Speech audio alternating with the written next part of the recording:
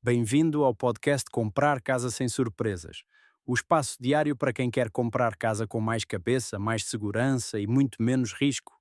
Porque no imobiliário o que parece simples raramente é simples. O que parece urgente nem sempre é importante. E o que parece uma oportunidade, muitas vezes é só uma armadilha bem embalada. Aqui não há conversa para adormecer. Há método, há leitura do jogo, há perguntas que protegem, há sinais que quase ninguém vê.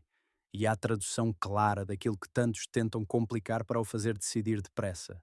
Neste podcast vamos desmontar promessas, traduzir o miadez, expor erros caros e mostrar-lhe como comprar com lucidez, negociar com firmeza e assinar com consciência. Se quer deixar de ser conduzido pela emoção e começar a decidir com inteligência, está no sítio certo. Eu sou Arnaldo Moura. E a partir de agora, antes de entregar o negócio da sua vida nas mãos de outros, vai aprender a defendê-lo como deve ser. O anúncio dizia, livre de encargos. 3 dias depois de entregar o sinal, o comprador descobriu uma hipoteca ainda inscrita no imóvel. A casa não tinha mudado. O que mudou foi o que ele finalmente decidiu verificar. Comprar casa pode ser o melhor passo da sua vida, ou o erro que vai pagar durante anos. Neste podcast você descobre o que quase ninguém explica antes de assinar. E hoje a pergunta é simples. Como saber se a casa está realmente livre para ser vendida? A resposta começa no registro predial. E vale uma correção importante. Quando falamos em matrícula no contexto português, estamos normalmente a falar da informação do registro predial do imóvel. O anúncio pode dizer sem dívidas. O vendedor pode garantir que está tudo tratado. Mas nenhuma dessas frases substitui uma verificação documental atualizada. Então, qual é o documento que você deve pedir?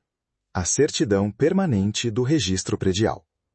Ela permite consultar a informação registral disponível sobre aquele imóvel, incluindo quem aparece como titular, a descrição da fração e as inscrições ou anotações que possam afetar a compra.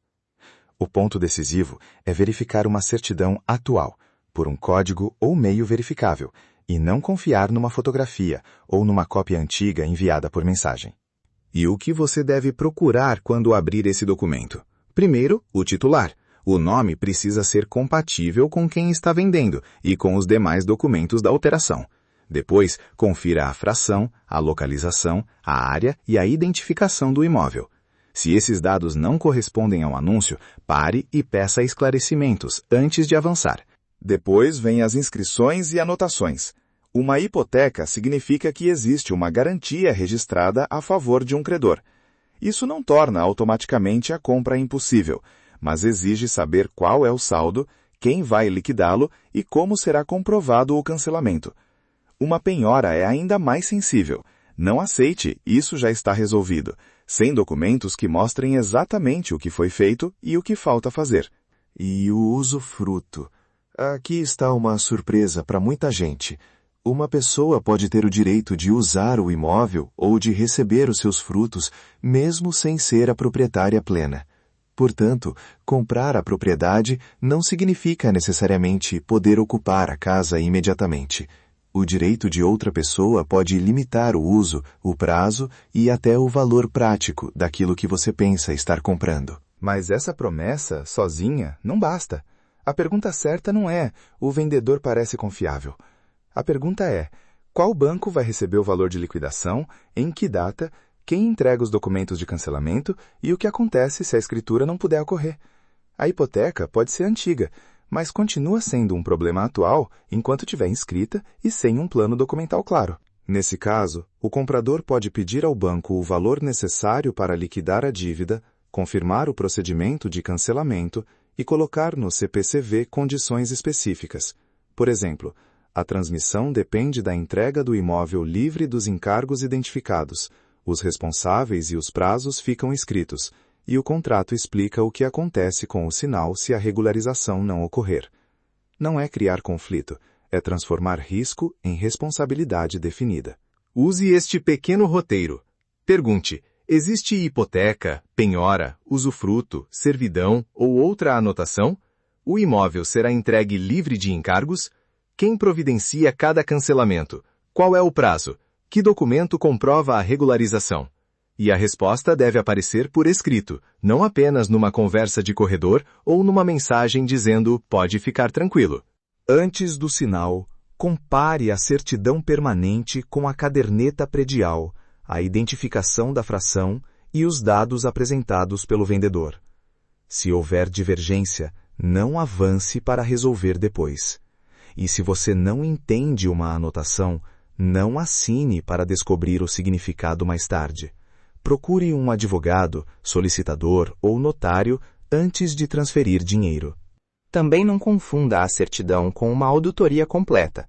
Ela é essencial para a situação registral, mas não substitui a análise do contrato, da situação fiscal, das licenças, do condomínio, da ocupação ou do financiamento. O profissional precisa olhar para o conjunto e explicar os riscos específicos da operação. A principal lição fica assim: preço e localização podem fazer você se apaixonar pelo imóvel, mas a situação jurídica decide se a compra pode avançar com segurança. Verifique o titular, a descrição, as inscrições e as anotações. Peça documentos atuais. Coloque condições, prazos e responsabilidades no CPCV. E nunca permita que a pressão comercial substitua a validação independente. A matrícula não mente, mas você precisa verificar o que ela mostra e entender o que isso significa para a sua compra. Menos impulso, mais método, mais proteção. Se este episódio ajudou você, assine o podcast e compartilhe com alguém que está procurando casa em Portugal. Chegamos ao fim de mais um episódio. Lembre-se, comprar casa não é confiar mais, é verificar melhor. Peça o seu manual de sobrevivência no ecossistema imobiliário português e descubra o método completo em comprar casa sem surpresas. Proteja-se, questione tudo e até o próximo episódio. Entre o sonho e a assinatura, entra o método. Chegamos ao fim de mais um episódio de Comprar Casa Sem Surpresas. Se hoje ficou com mais clareza, mais defesa e mais controlo, então já está um passo à frente da maioria. Porque quem compra casa sem método arrisca-se a pagar caro por detalhes que ninguém lhe explicou a tempo. Mas quem aprende a ver, a perguntar e a confirmar, compra melhor, negocia melhor e dorme muito mais descansado. Para continuar esta jornada, eu ofereço-lhe o Manual de Sobrevivência no Ecossistema Imobiliário Português. É o seu alerta inicial, o seu escudo, o seu abre-olhos. E se quer o passo seguinte, o método completo, estruturado e pensado para o proteger do início ao fim, então o e-book Comprar Casa Sem Surpresas foi feito para si. Proteja-se. Questione tudo. Não assine no escuro. E lembre-se sempre disto. No mercado imobiliário, o verdadeiro poder do comprador está na informação, não no entusiasmo. Até ao próximo episódio.